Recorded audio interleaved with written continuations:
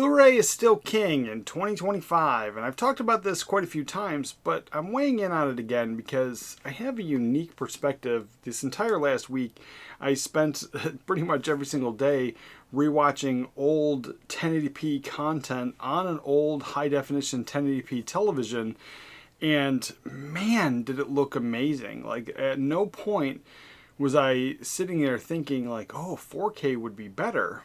The content was top notch to the point where you could see like the crags in people's faces and the unflattering lines of getting older. Back when HD first launched, the biggest note that everybody was talking about was just the amount of extra detail that you could see, stuff that you couldn't see before.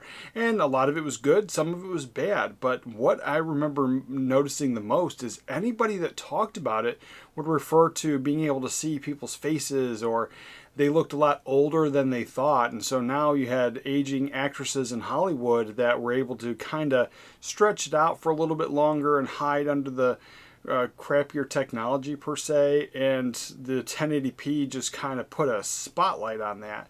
And so that was the one thing I remember. I remember, a lot of moms being kind of negative about other actresses being a lot older than they really thought that they were.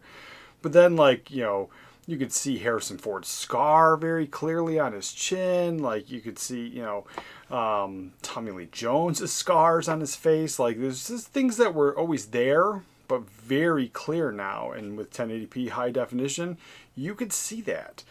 But then, in comes like from 1080p, we go from 1080p to 4K. You're supposed to have 4 times the resolution. And on paper, it's amazing. But when you actually look at these side by side, it feels like no different than, the video game that released the same baseball game the previous year, and the graphics look exactly the same. They just slapped a new number on it. And that's kind of been the conversation, is Blu-ray to 4K is a small upgrade, but DVD to Blu-ray was a huge upgrade.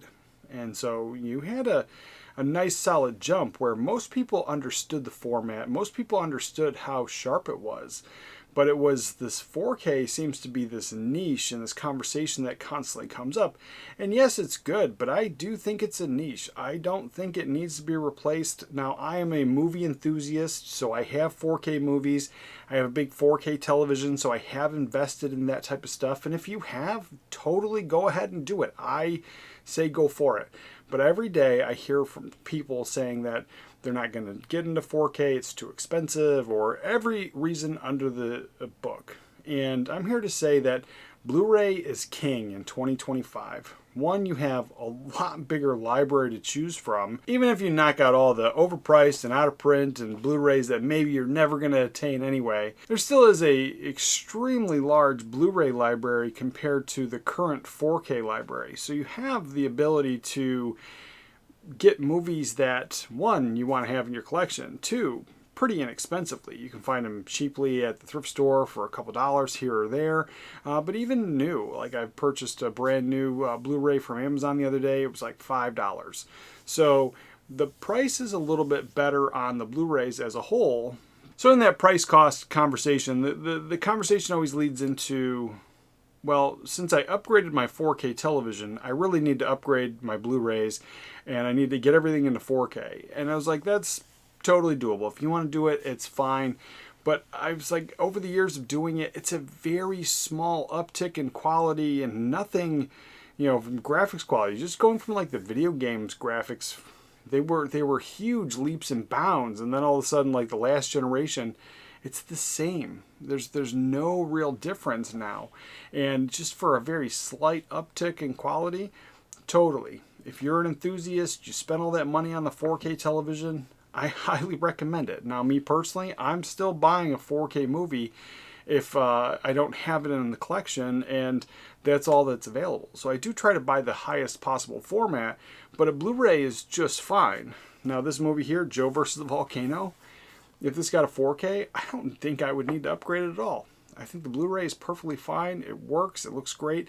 And then you have the other thing is, not only is this an amazing picture, but on the newer televisions, now if you don't have a 1080p high definition television like I do, if you have the newer television, you have the 4K TV, then you're going to be able to still watch this and enjoy it, because most new TVs do a little bit of converting or upscaling low resolution images, and a lot of the modern high-end 4K players do the same thing. And so between the two upscaling options, you get a really amazing solid picture out of a standard Blu-ray on your 4K setup. Now, the best possible picture this has been in my house is on my 1080p plasma television, and it's a good time, always a good time. Somebody's going to argue in the comments that you can't even buy one today. Well, I went to bestbuy.com and I typed in TV and I clicked settings 1080p only, and there were 42 options. So right now there are 42 options of 1080p only TVs that you can buy, and you can still enjoy this format. So not only do many Americans still have like the original high definition TV that they first bought because they never upgraded, but you still have a way to purchase a new 1080p TV and you're not forced to do the upgrade, which a lot of people seem to imply. Then you have the conversation of not every 4K is the same, and they're not built the same. Some have HDR, some have HDR10, some have Dolby Vision. What is good? What is best?